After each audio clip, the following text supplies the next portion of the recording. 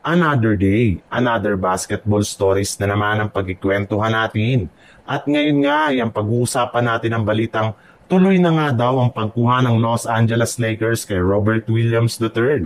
At ang latest trade sa pagitan ng Golden State Warriors at Sacramento Kings.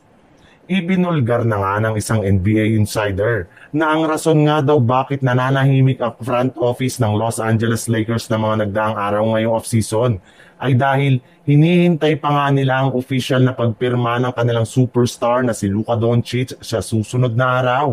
At kapag nangyari nga yan, ay dito na nga po sila muling magpapatuloy sa paggawa ng move especially sa loob ng trade market.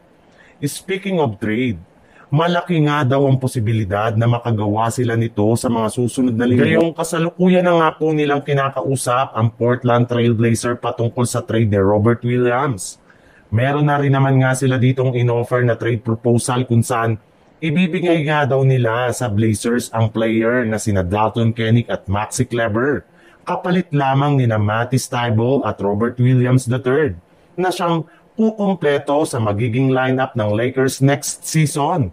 Naniniwala nga sila na hindi na nila magagamit pa ng maayos sina Kennick at Kleber sa kanilang rotation next year.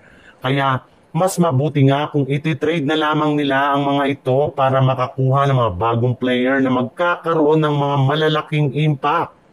Sa ibang balita naman, ayon nga sa pinakahuling ibinulgar na balita ng isang NBA insider mula sa Golden State Warriors, gusto nga daw po ng kanilang front office na makuha rin sa Phoenix Suns bilang kapalit ni Kuminga si Ryan Dunn. Ang kaso lang, dyan na rin naman nga sila nagkaroon ng conflict dahil sa simula pa lang nga ay mismong Suns na ang nagsabi na ayaw silang isalit o i-trade dito ang kanilang bottom player.